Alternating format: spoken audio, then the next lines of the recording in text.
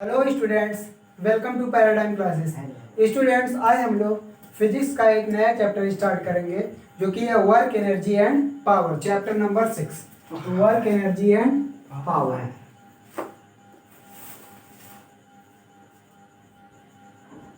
Work energy and power. सबसे पहले हम देखेंगे वर्क। क्या देखेंगे? वर्क। तो वर्क क्या, किसको हम वर्क कहते हैं बताओ। वर्क का डेफिनेशन बता सकते हो? कब आप कहोगे कि वर्क डन हुआ? जरूरी नहीं है, देखो वो तो फार्मूला है, force multiplied by displacement. Work is said to be done, यहां लिख दो definition. Work is said to be done when a force is acting on a body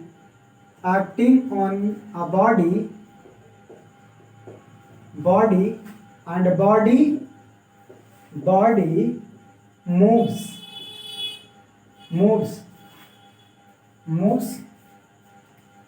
for some distance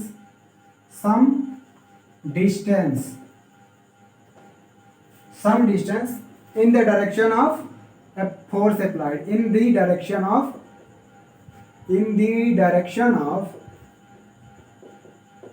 force।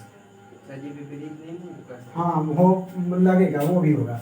ठीक, मतलब जिधर की तरफ फोर्स लग रहा है, अगर उस डायरेक्शन में बॉडी कुछ ना कुछ मूव कर जाती है सर्टेन डिस्टेंस तक, तो हम बोलते हैं वर्क इज डन। इसका मतलब वर्क डन की दो चीजें जरूरी होनी चाहिए। That is for work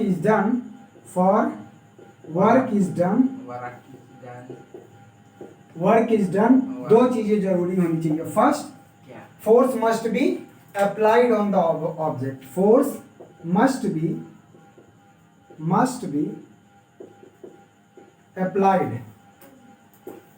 applied on object या act on the object। ठीक, दूसरी बात,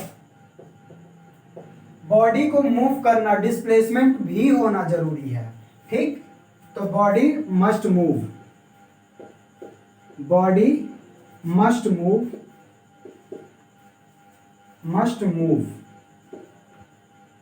in the direction या opposite direction, in the direction और opposite to the force. Body must move करना जरूरी है। बॉडी को मूव कर, हाँ नहीं, ये नहीं एनी के लिए परपेंडिकुलर डायरेक्शन में मूव कर जाएगा, फोर्स का जीरो हो जाएगा, तब वर्क डन उस केस में जीरो होता है। नहीं, body must move in the direction of force. या लिख सकते हो body must move either in direction और अपोजिट टू डायरेक्शन। या लिख सकते हो यहाँ पे body must move either in, ऐसे लिख दो, को मॉडिफाई कर दो, आइदर इन डायरेक्शन और अपोजिट डायरेक्शन। ठीक, opposite to the force, force के अपोजिट डायरेक्शन में होना चाहिए। ठीक, तो ये आ गया वर्क डन होने के लिए जरूरी क्या है? अब ये बताओ, जैसे हम इस पे फोर्स लगा रहे हैं, इस वॉल पे या बोर्ड पे ऐसे फोर्स लगा रहे हैं, तो फोर्स तो लगा रहे हैं, लेकिन क्या ये बोर्ड मूव किया? बोर्ड में अगर मूवमेंट नहीं आया, डिस्टेंस नहीं आया, तो इसका मतलब हमने वर्क नहीं किया। भले ही हम थक जाए, हमारी एनर्जी भले ही खत्म हो जाए, लेकिन होगा क्या कि वर्क डन नहीं किया। ऐसे हम दीवार पे धक्का मार रहे हैं, पुश कर रहे हैं, और दीवार जब तक मूव नहीं करेगी तब तक वर्क डन नहीं कहा जाएगा। एग्जाम्पल आप लिख सकते हो। एग्जाम्पल वर्क डन का क्या हो सकता है? Card pulling, horse pulling the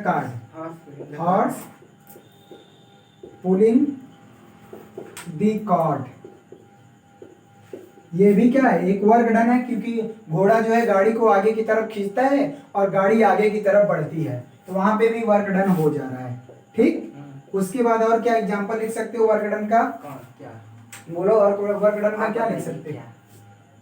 example दो। अच्छा, एग्जांपल दे। डिब्बा खींचते हैं गाड़ी, देखो, या फिर और एग्जांपल क्या लिख सकते हो, हम किसी चीज को नीचे से ऊपर उठाते हैं तो भी वर्क डन होता है। हाँ, ठीक, तो सर अब ये तो आप बोले हैं परपेंडिकुलर नहीं है। नहीं तो वहां पे भी बता रहे, समझाएंगे, वर्क डन होगा, अभी समझाएंगे कैसे परपेंडिकुलर नहीं है। ठीक, तो when an object is lifted, when an object, नहीं हम बता रहे हैं ना, अभी बता रहे, when an object is lifted upward against the gravitational force, यहाँ पे भी वर्क डन होता है कुछ न कुछ, वो अलग केस है जहाँ पे वर्क डन 0 होता है। ठीक, थर्ड की एग्जांपल क्या लिख सकते हो वर्क डन का? वर्क डन का तीसरा एग्जांपल क्या लिख सकते हो? पानी, बैलगाड़ी।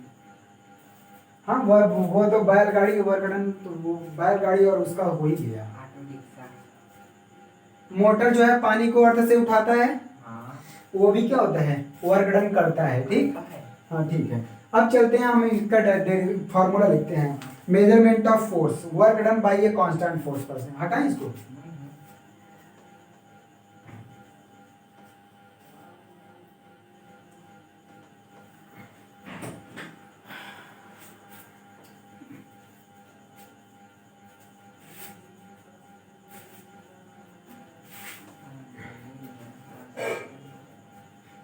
अब आते हैं work done by a constant force, work done by a constant force. ठीक, work done by a constant force. अब ये फोर्स दो तरीके से लग सकता है, जब फोर्स जो है डायरेक्शन ऑफ मोशन के अलोंग लगे, तो first when force along direction of motion, when force is along the direction of motion, motion, और दूसरा अपोजिट टू मोशन। अभी बता रहे हैं, काहे परेशान हो, सब आ जाएगा ना। देखो, तो मान लेते हैं ये बॉडी है, हाँ, डिब्बा, और इस पे फोर्स F लग रहा है, और बॉडी का मूवमेंट भी इधर है, मतलब कुछ समय बाद बॉडी यहाँ पहुंची, और कितना डिस्प्लेसमेंट कवर की, एस डिस्प्लेसमेंट, या डी भी लिख सकते हो। ठीक है, तो इस केस में क्या हो जाएगा, फोर्स के डायरेक्शन में ही बॉडी का डिस्प्लेसमेंट है, दोनों सेम डायरेक्शन में है, तो वर्क डन आ जाएगा, वर्क डन ये आ जाएगा, ये क्या होता है, force multiplied by displacement in the direction of force, displacement in the direction of force। बात समझ में आया? तो फोर्स के डायरेक्शन में है तो सीधा सीधा इसका फॉर्मूला लिख देंगे, work done is equal to force multiplied by displacement. ठीक, इतना बात समझ में आया? लेकिन क्या होगा जब ये तो फोर्स जो है, फोर्स और डिस्प्लेसमेंट का डायरेक्शन सेम है, अभी बता रहे हैं, वहां आ रहे तो पहुंच गए। जब ये फोर्स ऑब्लिकली लगे, मतलब पॉइंट ऑफ ऑब्जेक्ट भी या पॉइंट ऑफ एप्लीकेशन पे ये फोर्स ऑब्लिकली लगेगा, तब क्या होगा, तो यहाँ पे ऑब्लिक मतलब किसी एंगल पे, परपेंडिकुलर नहीं होता ऑब्लिक का मतलब। तो व्हेन फोर्स इज एक्टिंग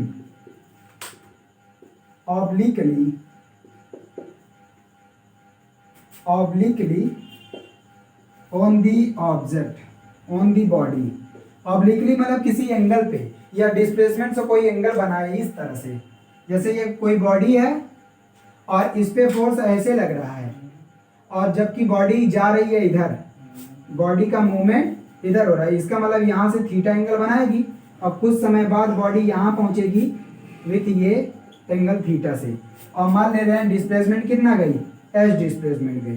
बात समझ में आया? पीछे ऊपर हटा दूं, ऊपर हटा दूं, हटाइए।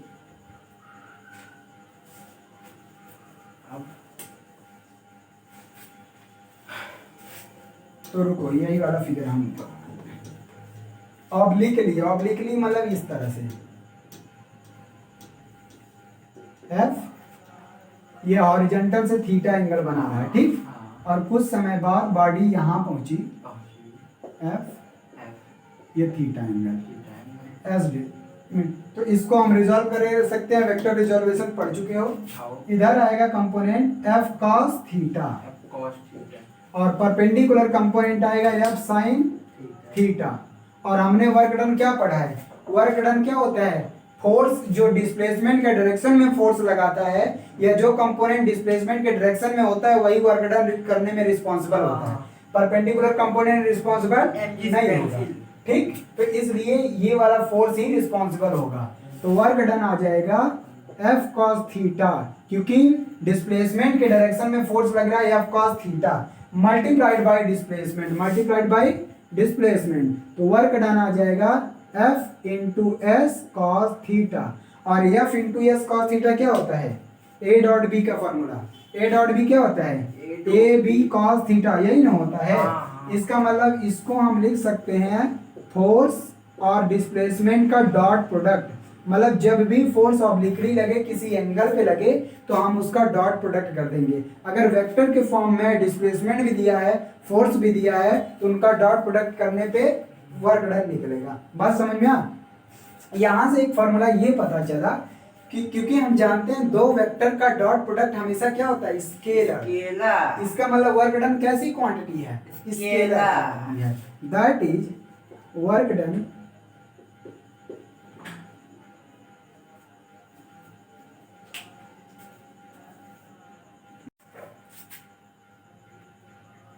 ठीक है, चले।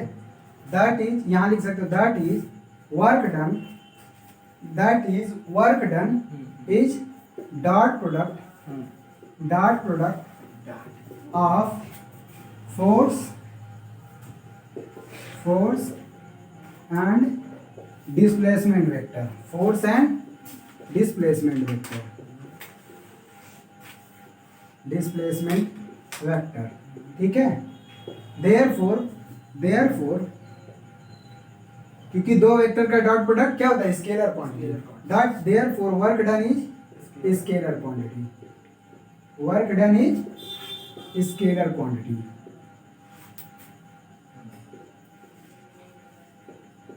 ठीक, वर्क डन कैसी क्वांटिटी है? Scalar quantity. अब हम क्या काम करेंगे, इसका यूनिट देख लें। इसके क्या देख लें? Nature of work done in different situation. अच्छा ये भी देख लो, nature of work done in different situation. अब बताएंगे कब वर्क डन पॉजिटिव होगा, कब वर्क डन निगेटिव होगा, कब वर्क डन जीरो होगा। ठीक, लिखो, इसको लिखे। Nature of work done.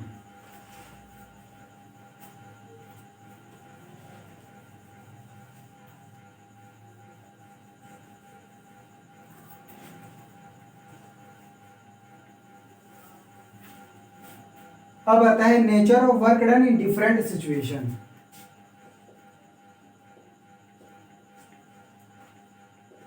Nature of work done in different situation. Nature of work done in different situation. Different situation. First है पॉजिटिव वर्क। कब हम इसको पॉजिटिव वर्क कहेंगे? First positive work.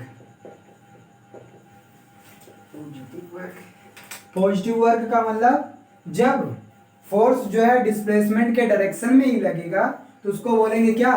Positive work. That is ऐसे कोई body है और इसका डिस्प्लेसमेंट इधर ही हो रहा है, मतलब बॉडी आफ्टर सम टाइम यहाँ पहुंच जा रही है।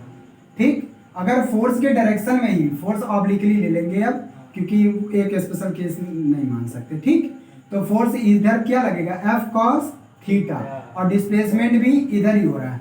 जब फोर्स जो है डिस्प्लेसमेंट के डायरेक्शन में, या डिस्प्लेसमेंट जो है फोर्स के डायरेक्शन में ही होगा, या फोर्स का जो कंपोनेंट है वो डिस्प्लेसमेंट के डायरेक्शन में ही होगा, तो हम क्या बोलेंगे?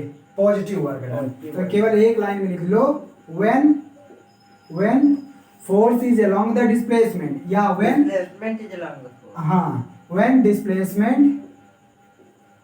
Displacement is in the direction of force, direction of force. बात समझ में आया? फोर्स कंपोनेंट लिख दो, जो भी कंपोनेंट है वो उसका जो फोर्स कंपोनेंट है जो रिस्पॉन्सिबल है वर्क डन कराने के लिए, वो जो है डिस्प्लेसमेंट के डायरेक्शन में होगा। तो इस केस में यहाँ एफ कॉस थीटा लिख लो, बाकी सब की कोई जरूरत नहीं, क्योंकि वो वाला कैंसिल आउट कर देगा ना, एफ कॉस साइन थीटा वाला। तो केवल क्योंकि हम जानते हैं वर्क डन क्या होता है, डिस्प्लेसमेंट और फोर्स का मल्टीप्लाई होता है, लेकिन ध्यान ये देना है कि फोर्स जो है डिस्प्लेसमेंट के डायरेक्शन में ही फोर्स का कंपोनेंट होना चाहिए। इसका मतलब इस केस में वर्क डन क्या होगा, पॉजिटिव। तो इसका मतलब F into S cos theta. तो वर्क डन इस केस में क्या होगा, वेक्टर एफ डॉट एस, ये क्या होगा, पॉजिटिव वर्क डन। बात समझ में आया? और यहाँ थीटा इस केस में। सेकेंड है negative work done, negative work done, work done. Negative work done कब होगा, जब फोर्स का जो कंपोनेंट है वो डिस्प्लेसमेंट के अपोजिट डायरेक्शन में होगा। क्या, जो फोर्स का कंपोनेंट है वो डिस्प्लेसमेंट के अपोजिट डायरेक्शन। अच्छा रुको, इसके एग्जांपल लिखा दो पॉजिटिव वर्क डन के, रुक जाओ, सही की याद दिलाए, इसके एग्जांपल्स लिखो। एग्जांपल पॉजिटिव वर्क डन के लिखो। घोड़ा गाड़ी वाला, घोड़ा आगे की तरफ खींचता है, गाड़ी भी आगे ही बढ़ती है ना। ऐसा तो नहीं है कि हॉर्स जो है कार्ट को आगे की तरफ खींचा और कार्ट पीछे चली गई, ऐसा तो नहीं होता। इंजन ट्रेन, हाँ वो सब भी। तो ये कार्ट का horse and cart, horse and cart, हाँ बुलक कार्ट भी लिख सकते हो, हॉर्स एंड कार्ट। ट्रेन में भी यही होगा, ट्रेन या रुक जाओ हम, और व्हेन बॉडी, ठीक है। उसके बाद when body falls freely under gravity, body falling freely under gravity,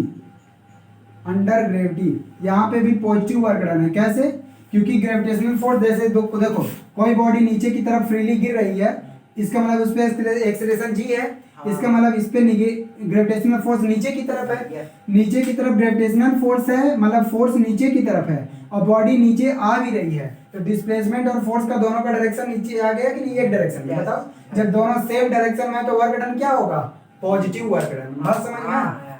अच्छा, उसके बाद और कौन एग्जांपल लिख सकते हो? उसमें क्या, वो पत्थर फेंकना, दम लगाना। अच्छा, उसके बाद देखो एक चीज देखोगे, गैस भरा हुआ है, गैस सिलेंडर में ऐसे गैस भरा हुआ है, ये मान लेते हैं गैस सिलेंडर में इस तरह से गैस भरा हुआ है, ठीक। और यहाँ पिस्टन लगा हुआ है, मान लेते हैं पिस्टन, ठीक। तो जब इसमें गैस भरेंगे, गैस भरने के बाद इसको एक्सपैंड करने के लिए छोड़ देंगे, तो गैस एक्सपैंड करेगा, गैस एक्सपैंड करेगा तो पिस्टन आगे की तरफ मूव करेगा कि नहीं करेगा? पिस्टन आगे की तरफ मूव करेगा, आगे बढ़ जाएगा। तो ये पिस्टन का जो अब यहाँ पे ये गैस एक्सपैंड कर रहा है, इसका मतलब गैस इस पे फोर्स लगा रहा है, और गैस फोर्स लगा रहा है तो पिस्टन आगे की तरफ मूव कर रहा है, मतलब गैस इस पे आगे की तरफ फोर्स लगा रहा है और पिस्टन भी आगे की तरफ मूव कर रही है। तो यहाँ पे भी क्या है, डिस्प्लेसमेंट कहाँ, डिस्प्लेसमेंट पिस्टन का मूवमेंट आगे की तरफ हो रहा है, ऊपर की तरफ, तो सेम डायरेक्शन हुआ नहीं। फोर्स भी इधर लगा रहा है और पिस्टन आगे की तरफ, ऐसा तो नहीं हो रहा है ना कि फोर्स इधर लगा रहा है पिस्टन नीचे आ रहा है, ऐसा तो नहीं हो रहा है। मतलब फोर्स गैस ऐसे लगा है, पिस्टन भी आगे बढ़ रहा है, ठीक। तो यहाँ पे भी कौन सा पॉजिटिव वर्क डन, हाँ सिलेंडर चेक करते हैं। हाँ, तो ये क्या है, movement of piston due to expand of gas in cylinder. तो मूवमेंट या मूवमेंट लिख लो, movement of piston due to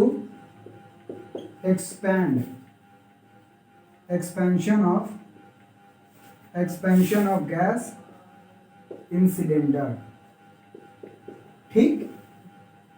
और कौन सा, स्प्रिंग वाला केस देखो। स्प्रिंग में क्या होता है, स्प्रिंग में आप जानते होंगे इस तरह से है, स्प्रिंग मान लेते हैं और इससे कोई एक बॉडी लगी हुई है, क्या लगी हुई है, बॉडी।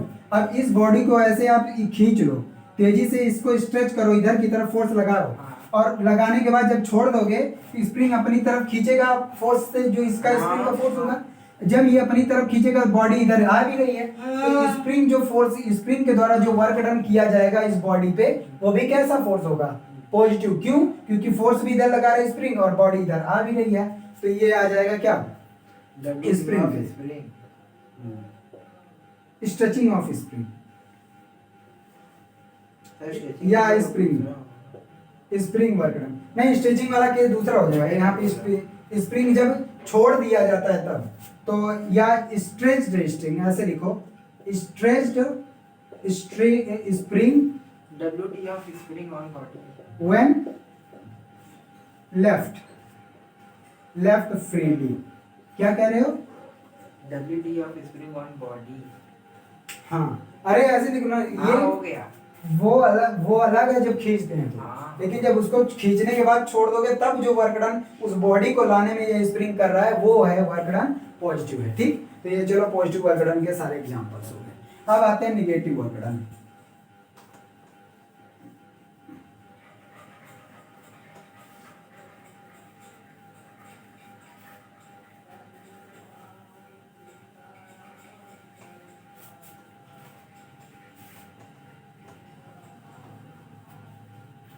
देखो, निगेटिव वर्क डन कब होगा? दूसरा कब होगा?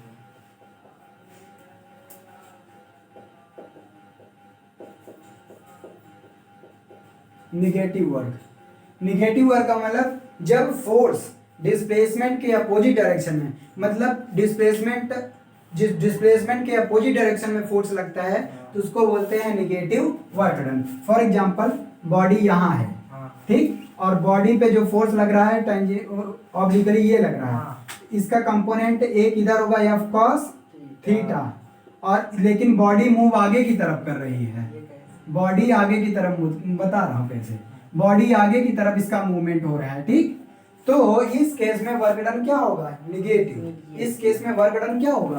निगेटिव। तो वर्क डन आ जाएगा, वर्क डन फोर्स, तो दोनों ये डिस्प्लेसमेंट और ये दोनों निगेटिव डायरेक्शन में है, तो ये आ जाएगा minus F cos theta into displacement, तो वर्क डन आ जाएगा माइनस एफ डॉट एस। ठीक, F dot D S, theta अगर इधर एक्यूट लिया है, नहीं तो थीटा अगर लेंगे तो पूरा यहाँ से मेजर करना पड़ेगा अगर डिस्प्लेसमेंट के डायरेक्शन में। ठीक, यहाँ थीटा ये मेजर किया, लेकिन अगर डिस्प्लेसमेंट से ऐसे लेंगे तो ये वाला थीटा लेंगे, तब ये एफ डॉट कॉस थीटा लगाएंगे, ये वाला। ये क्या है? रुको बता रहा हूँ, यहाँ माइनस अब हटा दो, रुको प्रूफ ही करा दो माइनस। तो ये डिस्प्लेसमेंट इस डायरेक्शन में हुआ, और डिस्प्लेसमेंट और फोर्स के बीच में 180 माइनस थीटा लगेगा एंगल, क्योंकि ये एंगल थीटा है तो ये 180 माइनस थीटा, तो यहाँ पे अब थीटा ये वाला नहीं रखोगे, रखोगे F cos 180 minus theta into displacement, और 180 माइनस थीटा क्या होता है? माइनस कॉस थीटा, तो ये आ जाएगा minus F cos theta into S. बात समझ में आया? अब ये आ जाएगा work done minus vector F dot S, ये आ गया निगेटिव वर्क डन। अब समझ में आया? बोलो, एंगल लिखा जाता है 180 माइनस थीटा माइनस कॉस। हाँ, माइनस कॉस थीटा होता है। ठीक, तो एंगल हमेशा फोर्स और डिस्प्लेसमेंट सेकंड कोऑर्डिनेट में आएगा। हाँ, सेकंड में निगेटिव होता है कॉस। ठीक, इसको बोलते हैं निगेटिव वर्क डन। अब देखो यहाँ पे इसके एग्जांपल क्या लिखोगे निगेटिव वर्क डन के? क्या? Work done by friction force, हमेशा फ्रिक्शन फोर्स के द्वारा जो वर्क डन किया जाता है वो होता है क्या? Negative work done. कैसे? तो पहला एग्जांपल दिखा रहा हूं, work done by friction force.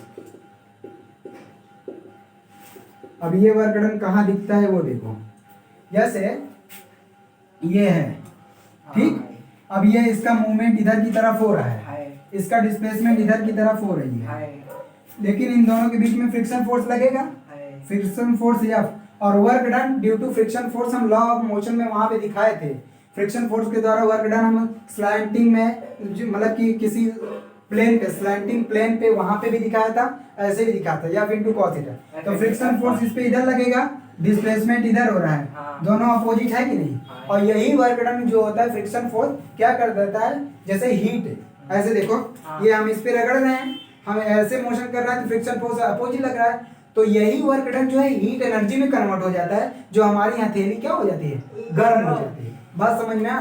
तो work done due to friction force क्या होता है, निगेटिव वर्क डन। ठीक, ये इसके एग्जांपल है। दूसरा एग्जांपल क्या लिख सकते हैं हम, जब किसी बॉडी को ग्रेविटी के अगेंस्ट मूव कराया जाता है तो ग्रेविटेशनल फोर्स नीचे आता है।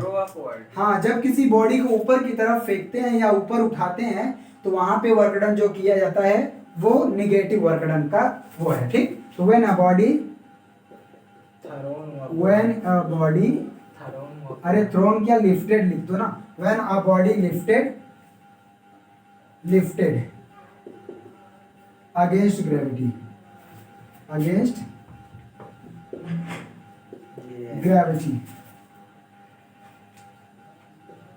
तो यहाँ पे कैसे देखोगे, जैसे ये है बॉडी, ये है कोई बॉडी और इसको ऊपर की तरफ उठाया जा रहा है, ऊपर की तरफ, इसका मतलब इसका मूवमेंट ऊपर की तरफ है, डिस्प्लेसमेंट ऊपर कवर करेगा, लेकिन इस पे जो फोर्स लग रहा है नीचे की तरफ mg लग रहा है ना, फोर्स नीचे लग रहा है, उठा ऊपर रहे हैं, तो इनके द्वारा जो वर्क डन किया जाएगा, हाँ फोर्स ऊपर लग रहा है तभी भी तो ऊपर जा रहा है, नेट फोर्स हम कह रहे हैं ग्रेविटी के द्वारा ऊपर फोर्स लगा रहा है किसी दूसरे मशीन से, कोई जैसे एलिवेटर हो गया, लिफ्ट हो गया, वो नेट फोर्स ऊपर लगा रहा है, हम कह रहे हैं इसके द्वारा जो वर्क डन किया जाएगा वो निगेटिव आएगा। बात समझ में आ। अच्छा, तीसरा एग्जांपल क्या दे सकते हो, थर्ड एग्जांपल क्या दे सकते हो निगेटिव को, हाँ थर्ड एग्जांपल ब्रेक, फ्रिक्शन वाले में ही ब्रेक भी आ जाएगा, ब्रेक इज अप्लाइड तो वर्क डन क्या अलग से ना लिखो, ये जो उसी में आएगा ना फ्रिक्शन वाला, तो समझा देना वो केस हाँ। कैसे होगा। वर्क डन बाय ब्रेक, हाँ। या when brake is applied, when केवल इतना लिखेंगे, व्हेन ब्रेक इज अप्लाइड, किस पे, गाड़ी पे, मोटर पे, साइकिल पे, जो भी, वहां पे भी क्या होता है, जैसे देखो ये है पहिया, ठीक, अब जब यहाँ ब्रेक है, ऐसे ब्रेक है, और ब्रेक जैसे लगाएंगे ये इस पे क्या करेगा, हाई प्रेशर लगाएगा, तो पहिया तो इधर की तरफ मूव कर रहा है, लेकिन क्या करेगा, जब पहिया इधर की तरफ मूव कर रहा है तो फ्रिक्शन फोर्स किधर लगेगा, इधर की फ्रिक्शन फोर्स नीचे की डायरेक्शन में लग रहा है, इसका मतलब फ्रिक्शन फोर्स नीचे लगा रहा है, ये गाड़ी रुक गई कि नहीं, जबकि डिस्प्लेसमेंट किधर होगा, इस डायरेक्शन में, तो यहाँ पे भी कौन सा वो निगेटिव वर्क डन का एग्जांपल है। और एग्जांपल ठीक है, रहने दो, ठीक।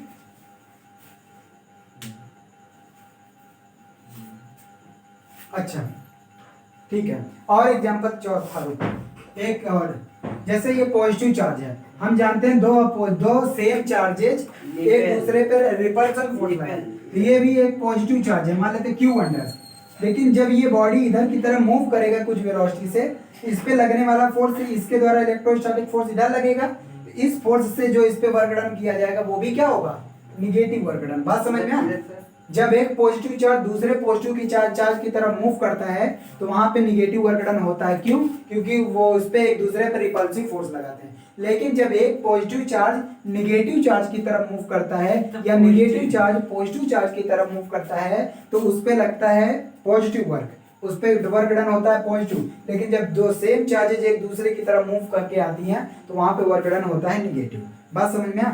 अब आते हैं जीरो वर्क डन, हटा देना है।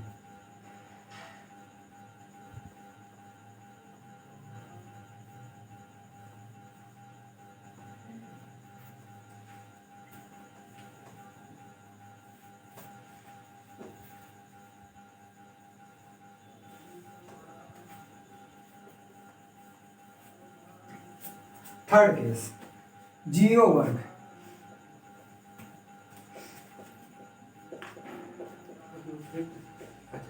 जीरो वर्क, यहां पे क्या होगा, जीरो वर्क, तो जीरो देखो work done is equal to होता है, work done is equal to formula क्या होता है, एफ एस कॉस थीटा, ठीक है।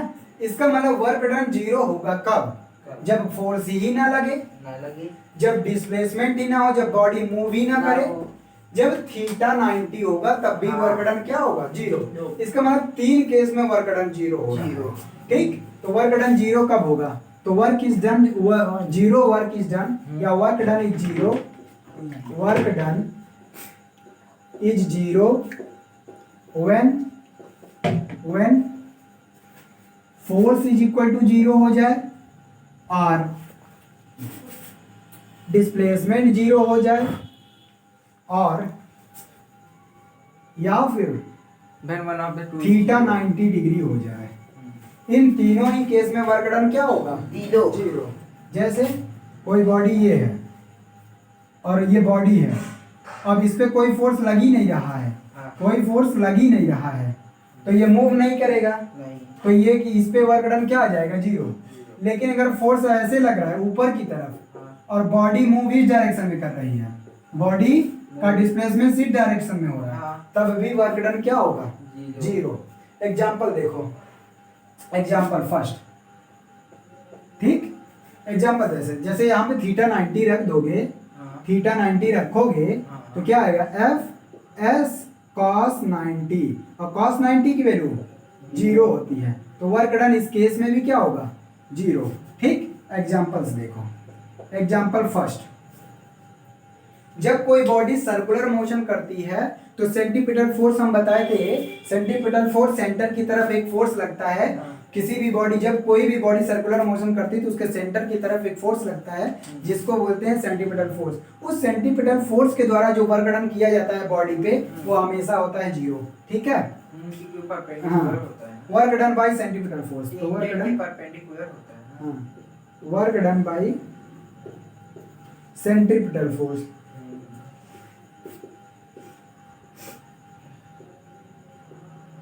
सेंटीपिटल फोर्स कैसे?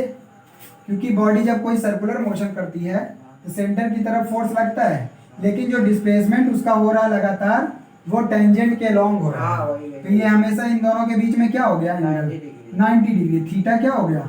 90 डिग्री। और थीटा 90 होने के वजह से वर्क डन क्या हो जाएगा? जीरो। बात समझ में? ये समझ में आ गया। दूसरा, दूसरा। व्हेन रुको, लोटा उठा। व्हेन अ पुली, मैं पूरा स्टेटमेंट जो वो कर रहा हूँ बोल रहा हूँ, ठीक है, ये बता दिया centripetal force work done zero हो जाएगा। कुली वाला ठीक है, बता रहा हूँ, वो पूरा लिखना पड़ेगा ना, इसलिए मैं छोटे स्टेटमेंट में लिखना चाहता हूँ। Work done bye centripetal force is zero. क्यों जीरो हुआ? क्योंकि इन दोनों के बीच में एंगल जीरो है, मतलब फोर्स और डिस्प्लेसमेंट वेक्टर के बीच में एंगल 90 डिग्री है। दूसरा, work done by coolie, work done by coolie, coolie when they move in horizontal direction, और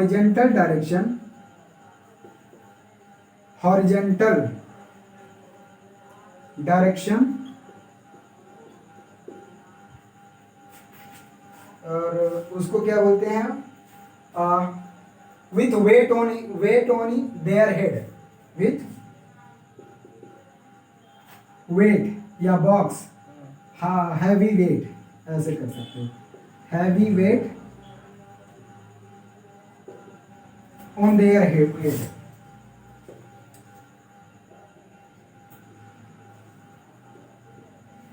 इस पे लेके, सर पे लेके ना, ऑन देयर हेड या सर, ठीक है, कोई दिक्कत नहीं। अब देखो इस केस में क्या होता है, जैसे ये है, हाँ, अमन बना दीजिए।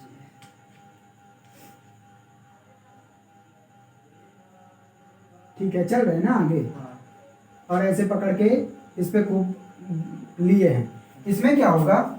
ऐसे पकड़ के चल रहे हैं ये, तो इसका जो वेट होगा वो नीचे की तरफ वेट लगेगा क्या? mg, हाँ। जो भी वेट लिए होंगे, लेकिन ये मूव किधर रहे हैं? आगे की तरफ मूव कर रहे हैं, मोशन हो रहा है इनका, मोशन। ठीक, इसका मतलब डिस्प्लेसमेंट, जो इस बॉडी का डिस्प्लेसमेंट हो रहा है वो परपेंडिकुलर टू द फोर्स। इसका मतलब इन दोनों के बीच में एंगल कितना हो गया? थीटा 90। इसलिए ये कोई काम नहीं करते, साइंटिफिकली पुली कोई काम नहीं करते, वर्क डन इनके द्वारा क्या होता है? जीरो। लेकिन ऐसा नहीं है, वो थकते इसलिए हैं क्योंकि ग्रेविटी के अगेंस्ट उस बॉक्स को उठाए। सर लेकिन सर यहाँ पे अगर हम ग्रेविटी ना देखें तो फिर तो तब तो वर्क माना ही जाएगा। तो फोर्स तो कौन सा फोर्स लगाएगा वो? आगे ले जाएंगे। हाँ तो आगे यहाँ पे हम कह रहे हैं कि ग्रेविटी के अगेंस्ट ये थक इसलिए जा रहा है कि ग्रेविटी के अगेंस्ट उठाया है उस बॉडी को, ले जाने में नहीं। बात समझ में आया? तो यहाँ पे मोशन इधर हो रहा है, फोर्स इधर लगा रहा है। अब क्योंकि वो कुछ जो फोर्स लगा रहा है वो अर्थ पे लगा के आगे की तरफ बढ़ रहा है ना, वो अलग बात है। लेकिन यहाँ पे जो वर्क डन, जो ग्रेविटी और इसका डिस्प्लेसमेंट का देखा जाएगा, इसके द्वारा जो वर्क डन किया जा रहा है वो 0 हो जाएगा। ठीक, अच्छा और कौन सा ले सकते हो? कौन सा? अच्छा सर, उसमें सर्कुलर पाथ का बता दिया। Work done by tension force, जो स्ट्रिंग अगर थर्ड वाला ऊपर हटा दे, टेंशन वाला तो हो गया ना सेंटीमीटर। टेंशन जब कोई पेंडुलम मूव करता है तो उसका जो टेंशन फोर्स स्ट्रिंग में लगी रहती है वो उसको मूव करता है ना ऐसे, सेंटीमीटर में ही आ जाएगा ना, टेंशन ऊपर की तरफ वही एमबी सेंटर की तरफ। हाँ। चलो वो सेंटर, और कौन सा? हो गया 3 एग्जांपल दे दिए। ठीक है, अगर किसी स्टोन को जो इमूवेबल है, जैसे ये हमने इसको पुश कर रहा हूँ लेकिन ये मूव नहीं कर रहा है, तो यहाँ पे भी वर्क डन क्या होगा? 0। तो वर्क डन ये भी क्या होगा? उसमें ही आ जाएगा, यस 0। इसको लिख दो इज 0। ठीक है सर, दूसरा बताइए आगे।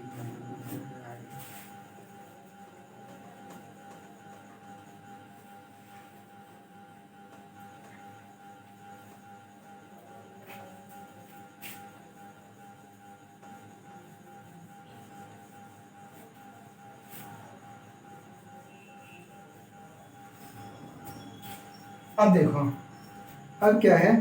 ठीक है, अब इसके डायमेंशंस और यूनिट देख दो। यूनिट ऑफ वर्क डन,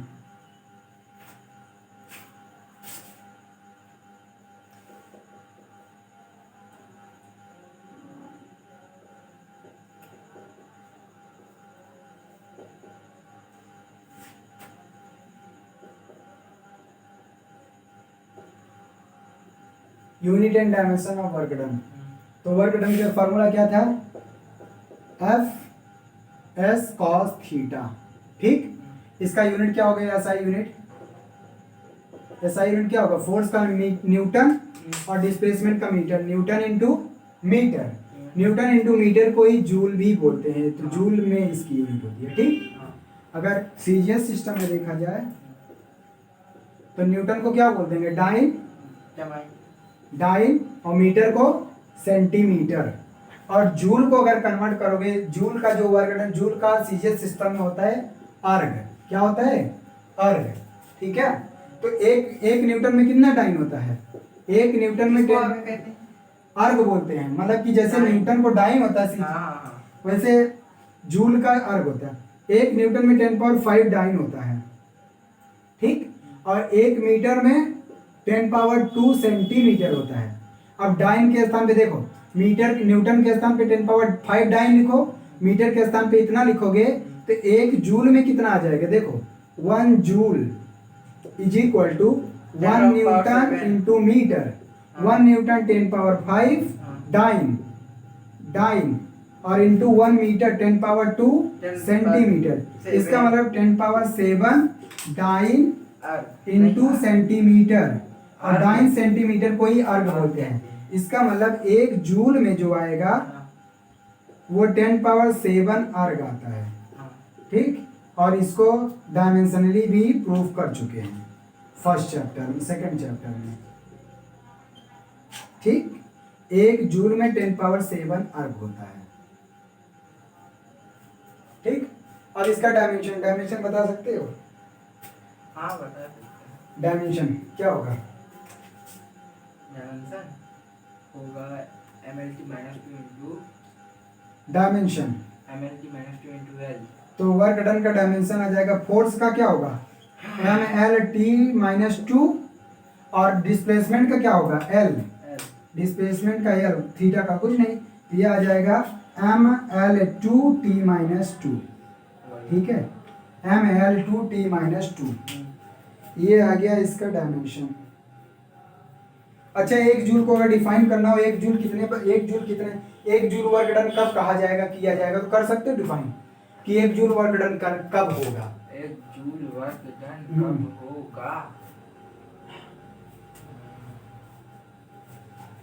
हाँ होगा।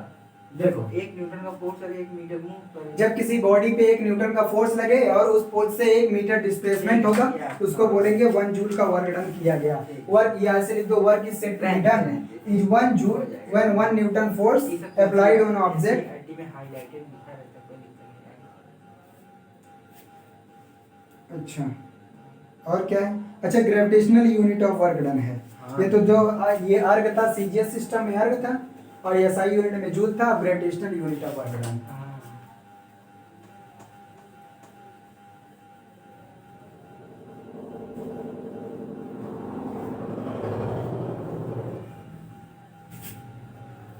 ग्रेविटेशनल यूनिट में सबसे पहले है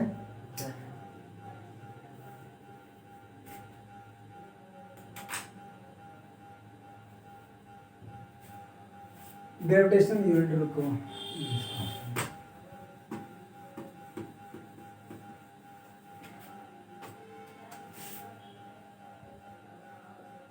gravitational unit of work done. हाँ। सबसे पहले देखो gravitational unit of work done होता क्या है।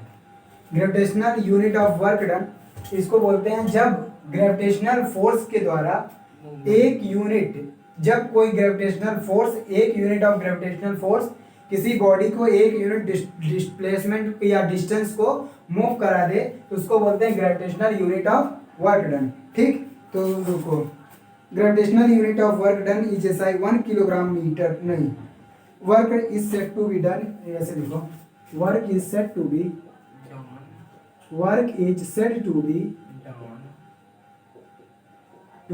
done 1 gravitational unit, 1 gravitational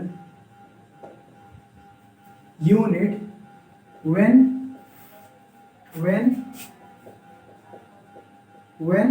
1 unit of gravitational force, 1 unit of gravitational force, 1 unit of gravitational force moves a body one distance, 1 unit distance. Gravitational, 1 unit of gravitational force displaces a body through a unit distance. Move a body. One unit of gravitational force displaces a body through unit distance. ठीक, ये क्या हो गया? Gravitational unit of force. इसमें सबसे पहले आता है kilogram into metre, kilogram metre,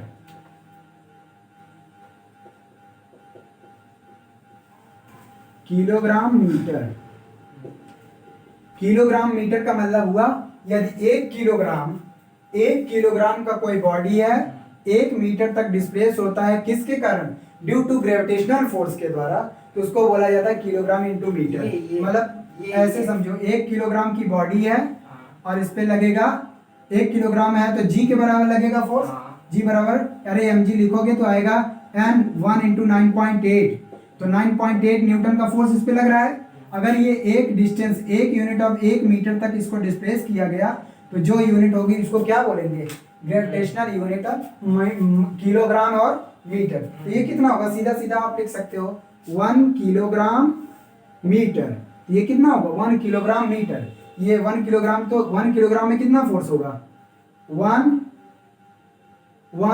kilogram, kilogram को फोर्स में बदलोगे 9.8 और 1 मीटर, तो कितना आएगा? 9.8 जूल।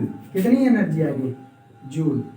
तो ये आ गया किलोग्राम। तो पहला तो है किलोग्राम, 1 किलोग्राम मीटर इसकी पहली होगी। ठीक, अच्छा, उसके बाद दूसरा है ग्राम सेंटीमीटर। तो ऐसे ही है, सीधा लिख सकते हो ग्राम सेंटीमीटर। सिंपल सी बात है, 1 ग्राम का कोई मास है, 1 ग्राम का मास है, उसको ग्रेविटेशनल फोर्स के अलोंग या ड्यू टू ग्रेविटेशनल फोर्स वो 1 सेंटीमीटर तक अगर डिस्प्लेस होता है तो उसको बोलते हैं ग्राम सेंटीमीटर। तो 1 ग्राम जीएम और सेंटीमीटर, ये कितना आएगा 1 ग्राम है, 1 ग्राम इंटू उस पे कितना फोर्स लगेगा 9.8। अब लेकिन 9.8 न्यूटन नहीं, उसको कितना सीजीएस सिस्टम है वो 980 लिखा था, 980 फोर्स लगेगा इंटू 1 सेंटीमीटर। हाँ 1 सेंटीमीटर, तो ये कितना आ जाएगा 980 जूल। बात समझ में आई? होगा क्या अर्ग, हाँ सॉरी अर्ग होगा, सही क्या है अर्ग, ठीक है। ये आ गया क्या ग्रेविटेशनल। अच्छा work done in terms of rectangular component, vector vector वाला पढ़ चुके हैं, वेक्टर प्रोडक्ट ना, डॉट प्रोडक्ट क्रॉस प्रोडक्ट। अब रेक्टेंगुलर कंपोनेंट, क्योंकि वर्क डन क्या था डॉट प्रोडक्ट ऑफ फोर्स और डिस्प्लेसमेंट का, इसका मतलब अब रेक्टेंगुलर कंपोनेंट में वर्क डन देख लेते हैं। हटा इसको, तो इसका मतलब वेक्टर प्रोडक्ट, वेक्टर प्रोडक्ट नहीं होता, डॉट प्रोडक्ट होता है ना वर्क हाँ डन। हाँ, तो वेक्टर क्या पढ़े हम, जहाँ वेक्टर आएगा वेक्टर देखेंगे। आप रेक्टेंगुलर कह रहे हैं। अरे रेक्टेंगुलर कंपोनेंट का मतलब वेक्टर के फॉर्म में देखेंगे, एक्स वाई जेड के एक्सिस के लॉन्ग। अच्छा देखो अब है work done in terms of rectangular component, work done in terms of rectangular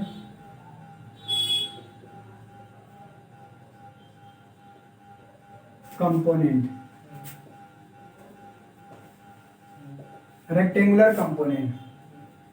तो वर्क डन क्या होता है, वर्क डन होता है फोर्स और डिस्प्लेसमेंट का डॉट प्रोडक्ट, यही ना होता है फोर्स और डिस्प्लेसमेंट। अब फोर्स को जो है रेक्टेंगुलर कंपोनेंट में अलग से लिख दो और डिस्प्लेसमेंट को रेक्टेंगुलर कंपोनेंट में अलग से लिख दो, दोनों का डॉट प्रोडक्ट करा दो, आंसर आ जाएगा।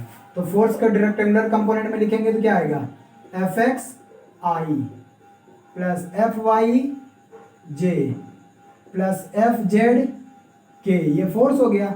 ऐसे डिस्प्लेसमेंट को लिखोगे, डिस्प्लेसमेंट को लिख रहे हैं डेल्टा एक्स आई, ठीक, डेल्टा एक्स से भी लिख सकते हैं डिस्प्लेसमेंट, और प्लस डेल्टा वाई जे या एक्स वाई जेड भी लिख सकते हैं, सीधा सीधा कोई दिक्कत नहीं, ठीक, और प्लस डेल्टा जेड के, ये आ गया। इन सब का क्या करा दो डॉट प्रोडक्ट, और डॉट प्रोडक्ट हम जानते हैं अच्छे से, ये आ जाएगा वेक्टर एफ डॉट एस। और डॉट प्रोडक्ट में क्या होता है कंपोनेंट का कंपोनेंट के फॉर्म में होता है ना, तो ये आ जाएगा एफ एक्स आई और प्लस एफ वाई जे और प्लस एफ जेड के, ठीक है।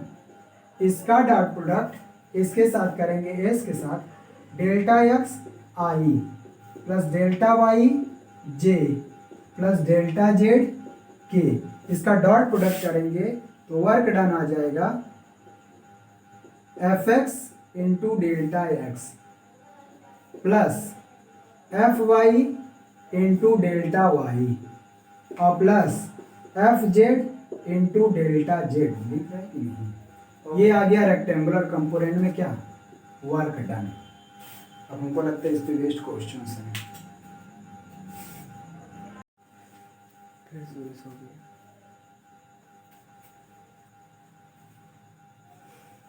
चलो चलो देखो क्वेश्चन देख लो, क्वेश्चन एग्जांपल नंबर फर्स्ट, यहाँ ऐसे रोड़ा में एग्जांपल नंबर 2 दिया है। ये कह रहा है a person is holding a bucket by applying a force of 10 Newton. एक व्यक्ति जो है बाल्टी को 10 न्यूटन का फोर्स लगा के पकड़ा हुआ है, ठीक, ऐसे ऐसे बना देते हैं, वो पकड़ा हुआ है, ये बाल्टी है, ऐसे बाल्टी है, उसको पकड़ा हुआ, कितना न्यूटन का फोर्स लगा के 10 न्यूटन का फोर्स लगाया है, कितना 10 न्यूटन का फोर्स लगाया हुआ है। और ये कह रहा है कि he moves horizontal distance 5 metre. अच्छा, उसके बाद ये जो है 5 मीटर ऐसे मान लेते हैं, इधर डिस्टेंस 5 मीटर हॉरिजेंटल डिस्टेंस चलता है, उसके बाद वो 10 मीटर वर्टिकल डिस्टेंस चढ़ता है लेके बाल्टी को, उसके बाद ये 10 मीटर वर्टिकल डिस्टेंस ऊपर की तरफ चढ़ता है बाल्टी लेके। तो कह रहा है कि टोटल वर्क डन बताओ, नेट वर्क डन बताओ, कैसे बताओ सर जी जो 5 वाला है ये तो वो है क्या कहते हैं परपेंडिकुलर है, ये वाला जीरो, नेट वर्क डन। ये वाला जीरो होगा, और जो वर्क अपवर्ड है, अपवर्ड फोर्स लगा है तो अपवर्ड जाएगा। ठीक है, देखो तो पहले हम हॉरिजेंटल डिस्टेंस कवर करने में कितना वो वर्क डन कर रहा है वो निकालेंगे। तो हॉरिजेंटल डिस्टेंस कवर करने में, हॉरिजेंटल डिस्टेंस जब कवर कर रहा है, तो वो मान ले रहे हैं W1 work done, force multiplied by F S cos theta, यही ना होता है। जब वो हॉरिजेंटल डिस्टेंस कवर कर रहा है तो फोर्स लग रहा है ऊपर की तरफ, लेकिन थीटा इन दोनों में क्या है 90 डिग्री, तो ये आ जाएगा 10 न्यूटन, डिस्प्लेसमेंट 5 न्यूटन और कॉस 90 की वैल्यू 0, तो वर्क डन 0। इसका मतलब हॉरिजेंटल में कोई वर्क डन नहीं करेगा। जब वो वर्टिकल डिस्टेंस कवर करता है, वर्टिकल डिस्टेंस कवर करता है, तो ये मान ले रहे हैं क्या W2, क्या W2। तो वर्क डन देखो ऊपर की तरफ फोर्स 10 न्यूटन और ऊपर भी 10 न्यूटन ऊपर गया है, उन दोनों के बीच में थीटा क्या है 0, तो इसको सीधा एफ इंटू यस लिख सकते हैं। ठीक, डॉट प्रोडक्ट करने की जरूरत नहीं, कॉस 0 लिख दो, कोई दिक्कत नहीं। तो ये आ जाएगा 10 न्यूटन इंटू 10 गया, कॉस 0 की वैल्यू 1 होती है, 100 जूल वर्क डन। तो ये आ जाएगा टोटल वर्क डन कितना आ जाएगा, टोटल वर्क डन आ जाएगा W1 प्लस W2, ये आ जाएगा 0 प्लस 100 जूल आ जाएगा एनर्जी वर्क डन। ठीक,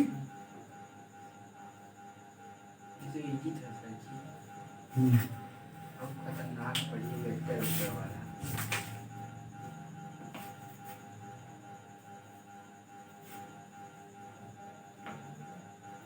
एक डॉट प्रोडक्ट वाला करा दे, डॉट प्रोडक्ट कर लोगे नहीं, चलो। अ cyclist comes to a skidding stop in 10 meter. During this process, the force on the cycle due to the road is 200 Newton and is directly opposed to the motion. मतलब कि ये जो force है motion को oppose कर रहा है, opposite direction में लगा। How much work done does the road do on the cycle, मतलब रोड जो है कितना नेगेटिव वर्क डन लगेगा, force multiplied by cos 180 opposite direction में थीटा 180 हो जाएगा। उसके बाद कह रहा है how much work done the cycle do on the road, cycle कितना काम करेगा उस पे, तो साइकिल जो है कोई डिस्प्लेसमेंट, क्योंकि इसमें कह रहा है कि देखो रोड उस पे फ्रिक्शन फोर्स लगाएगा मोशन के अपोजिट डायरेक्शन में, तो इस पे कितना आ जाएगा, नहीं रुको दूसरा वाला क्या, ये कह रहा है दूसरा वाला how much work does the cycle do on the, cycle जो है उस पे कितना फोर्स वर्क डन कर रहा है। तो अब बताओ साइकिल जो है रोड को मूव करा रहा है कि रोड साइकिल पे मूव कर, रोड पे साइकिल मूव कर रही है। साइकिल भले ही फोर्स लगाएगी उस पे, क्या रोड को मूव कर नहीं रहा है, जबकि वर्क डन करने के लिए हमने क्या देखा था, ऑब्जेक्ट को मूव करना जरूरी है। जब डिस्प्लेसमेंट 0 हो तो वर्क डन साइकिल जो है रोड पे 0 करेगा, बात खत्म। ठीक, तो ये डॉट प्रोडक्ट वाला है, इसके बाद करना नहीं आएगा तो बता देंगे अब क्या। डॉट प्रोडक्ट वाला एक दो बचा हुआ है, डॉट प्रोडक्ट, हाँ बोलिए आप क्वेश्चन बोलिए। नहीं नहीं जो आए, जो नहीं कर पाओगे वही बता दूंगा। जो नहीं आएगा वही बता दूंगा, 2-3 क्वेश्चन है ही इसमें। उसके बाद वर्क डन अगेंस्ट ग्रेविटी नहीं वेरिएबल फोर्स आ जाएगा। नहीं रुको एक देखूं क्या, वेक्टर के फॉर्म में ही है, रुक जाओ देख लेता हूँ 5 मिनट। अरे एक्सरसाइज से देख लीजिए, उसमें नहीं मिल रहा है। एक्सरसाइज नहीं यही आया है वो IIT में। एग्जाम्पल नंबर 5 है इसमें बुक में, एग्जाम्पल नंबर 5 है। ये कह रहा है कि F is equal to i plus 5J, नहीं ये वाला नहीं, डॉट प्रोडक्ट ये तो है। ये कह रहा है कि एक force F is equal to minus k y i plus x j, एक फोर्स है F is equal to minus k y i plus x j, ये फोर्स है। उसके बाद कह रहा है where k is positive constant, k positive constant है, act on a particle moving in x y plane, एक पार्टिकल एक्स वाई प्लेन में मूव कर रही है। Starting from origin the particle is taken along the positive x axis to a point A, 0 and then parallel to y axis to the point AA calculate the total work done by the force on the particle. बहुत अच्छा question है। ऐसा है, देखो ये x axis Y axis, एक particle इस x y plane में मूव कर रहा है हाँ। और उस पे जो पार्टिकल पे फोर्स लग रहा है ये वाला फोर्स लग रहा है। हाँ। ठीक, तो ये कह रहा है कि वो पार्टिकल जो है यहाँ ओरिजिन से स्टार्ट की, पहले तो वो यहाँ तक आई a comma 0 displacement x axis के हाँ। उसके बाद वो वाई एक्सिस के पैरेलल चली a कामा a तक आया। हाँ। ठीक, तो ये कह रहा है यहाँ से यहाँ तक मूव करने में उस पे वर्क डन कितना हुआ, total work done, total work done. ये IIT 98 में आया हुआ है। अच्छा हाँ, तो ये तो ठीक है। ये करो, पहले वाले करो देखिए, करो करो करो। इसी के फॉर्म में करना है क्या? हाँ बताओ। सर ये ए है, इसका हल्की में बता रहा हूँ, एफ एक्स जे। रहने दो, इधर देखो, पहले किधर 0 से मूवमेंट हुआ, तो पहला वाला वर्क डन यहाँ से यहाँ मूवमेंट के लिए डिस्प्लेसमेंट लगाएंगे। दूसरा वाला यहाँ, ये वाला वेक्टर हम R1 मान ले रहे हैं, तो R1 वेक्टर आ जाएगा AI और प्लस 0J। ठीक, और जो R2 वेक्टर है यहाँ से यहाँ या पोजीशन वेक्टर लिया जाता है, ये R2 वेक्टर, तो R2 वेक्टर आ जाएगा, R2 वेक्टर आ जाएगा AI और प्लस AJ, क्योंकि दोनों A है। ठीक, अब देखो, तो क्योंकि पहले ओरिजिन से ले जाया गया है, उसके बाद यहाँ से यहाँ ले जा, पहले तो हम ओरिजिन से ये पॉइंट A मान लेते हैं, ये B, तो work done moving the particle from O to A, तो पहले लिखेंगे work done moving particle from O to A, तो यहाँ डिस्प्लेसमेंट कितना है R1 वेक्टर, तो ये आ जाएगा फोर्स कितना लग रहा है ये, तो वर्क डन W1 मान लूं, तो ये आ जाएगा F डॉट R1 लगेगा, डॉट प्रोडक्ट क्योंकि दोनों वेक्टर है, तो ये आ जाएगा माइनस के वाई आई और प्लस एक्स जे। ठीक, अभी रुकोगे, ये और इसका डॉट प्रोडक्ट किसके साथ करना है, R1 वेक्टर, ए आई केवल है, जे वाला कंपोनेंट 0 है, तो 0J लिख दो। ये मैं सोच रहा था। तो ये आ जाएगा work done is equal to dot product minus के तो रहेगा ही, डॉट प्रोडक्ट करोगे तो वाई का ए वाई और ये 0 आ जाएगा, तो ये आ जाएगा work done is equal to minus A K Y. बस ये आ गया वर्क डन, बस पहला वाला। दूसरा वाला से प्लस कर देंगे। अभी रुकोगे, अब दूसरा वाला देखते हैं, ऊपर हटा दे, कहाँ हटाएं, ठीक है, दूसरा वाला ये याद करके रखना, दूसरा वाला चलते हैं।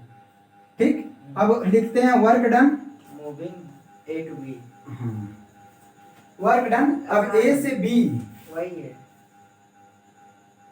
F R to A to B, हो गया ए टू बी, लेकिन यहाँ पे इसका पोजीशन वेक्टर R1 है, इसका R2 है, तो डिस्प्लेसमेंट AB होगा, AB वेक्टर निकालना पड़ेगा, AB वेक्टर आएगा R2 माइनस R1, तो R2 कितना है, ये है AI और प्लस AJ, इसमें से माइनस करोगे AI, बस AI कैंसिल, आ जाएगा AJ यूनिट वेक्टर। ठीक, अब ये डिस्प्लेसमेंट लगेगा, तो यहाँ पे वर्क डन आ जाएगा W2 फोर्स और डॉट प्रोडक्ट किसका होगा, AB वेक्टर का, बात समझ में आया? तो ये आ जाएगा फोर्स कितना है, माइनस के वाई आई और plus x J, Y i plus x जे, और डॉट प्रोडक्ट करना है ए जे का, तो यहाँ पे x कंपोनेंट 0 है, तो ये आ जाएगा माइनस के ए एक्स आएगा। ठीक है, के ए एक्स, तो ये वर्क डन यहाँ पे है, और इतना work done, total work done कितना आ जाएगा, W1 प्लस W2, W1 क्या था, माइनस के ए वाई, ठीक, और W2 क्या है, माइनस के ए एक्स, ये आ जाएगा माइनस के ए कॉमन कर लो, आ जाएगा x प्लस वाई, क्या आ जाएगा, x प्लस वाई। अच्छा, x प्लस वाई, लेकिन x वाई तो कुछ दिया नहीं था, बस इसी में तो होगा, एक्स वाई तो कुछ देर नहीं रखा था ना, तो सर इसी में होगा ना, किसके फॉर्म में है?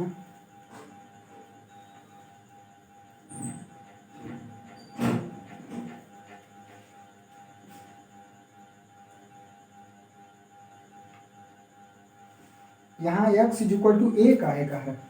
अच्छा, x y के डायरेक्शन में, x प्लस वाई, कोई दिक्कत नहीं। देखो ये आ गया। अब कह रहा है कि x is equal to, x और y दिया नहीं है, x एक्सिस के लॉन्ग जो डिस्टेंस कवर करेगा, ये x डिस्टेंस है और ये y डिस्टेंस है, और यहाँ पे इसका मतलब x is equal to a है और y is equal to a है। यहाँ ए रखोगे 2a, तो आ जाएगा total work done is equal to -2ka²। लेकिन इसमें -ka² डायरेक्ट दे रखा है आंसर, -ka² कहाँ से है? अच्छा, वर्क डन ये केवल एक का निकाला है, position vector. Calculate the total work done by the force on the particle पे टोटल वर्क डन पूछा है। लेकिन मूव तो यही करा है ना, starting from origin the particle is taken along x axis to point a 0 and then parallel to y axis. सही है, ये यही आएगा, जानते हो, क्योंकि कहा ही है कि ओरिजिन से a तक ले जाया गया, फिर a से b तक, तो ओरिजिन से a तक ले जाने में कोई वर्क डन होगा ना, तो ये वर्क डन करना पड़ेगा। ठीक है, रहने दो, कोई दिक्कत नहीं।